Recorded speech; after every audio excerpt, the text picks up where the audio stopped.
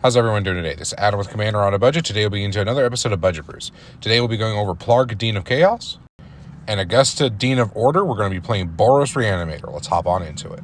So obviously for this deck, not just with Plargg giving you the chance to discard stuff, we want other stuff to be able to help us draw and discard cards. So we're going to run cards like Faithless Looting, Cathartic Reunion, Thrill of Possibility, Tormenting Voice, and Thrilling Discovery, all at the 2-drop slot, pretty much giving you a chance to draw cards and discard cards in any way, shape, or form. Next, we're going to go into the 3-drop slot, where we would run cards like Honor of the God Pharaoh, Seize the Spoils, and Fable of the Mirror Breaker, that can also flip into its other side, which can help you pretty much make other copies of your creatures that you're going to be reanimating. It's a real great card. I definitely think you should see a lot more play.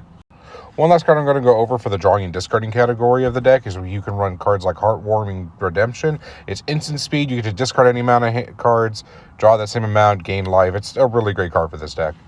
Next up, we're going to get into the reanimation side of this deck, and there's a lot of really interesting options that you can do. So you can run cards like Pulse Mage Advocate. This card's a really interesting reanimation card because you can be political with it, or you can kind of mess your opponent up depending on if they're drawing lands. You can just keep giving them lands back from their graveyard.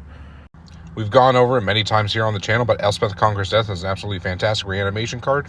There's also a slew of 4-drop reanimation cards like Breath of Life, Resurrection, False Defeat, along with Late to Dinner, all absolutely fantastic, and some of the cheapest reanimation cards you can play in white on a budget. You can also run cards like Karmic Guide, which lets you reanimate something on a body.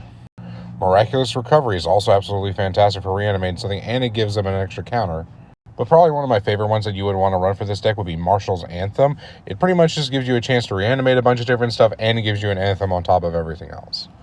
Some of our reanimation targets are cards like Sarah's Emissary, Soul of Eternity, and Sarah's Avatar that can easily one-shot people, or is just a really great thing for you to be able to reanimate for cheap. Another great card that I personally like reanimating, especially when you're lower on cards, is Sandstone Oracle. Meteor Golem doubles as a removal spell when you reanimate him. You have ways to protect your board with Solo New Phyrexia. And depending on your build, you can decide to go wide and have a win condition such as Solo Theros or Terror of Mount Velis to help you close out the game. One last card I do want to go over if you want to run in your deck is Bearer of the Heavens. If you reanimate this and it dies or gets destroyed or hits the graveyard again, they will have to destroy all their permanents, including lands. So if you want to be that player, you can. I don't recommend it. Last few cards I want to go over are some extra synergies that you can run in this deck, such as like Warstorm Surge, Pandemonium, and Where Ancients Tread.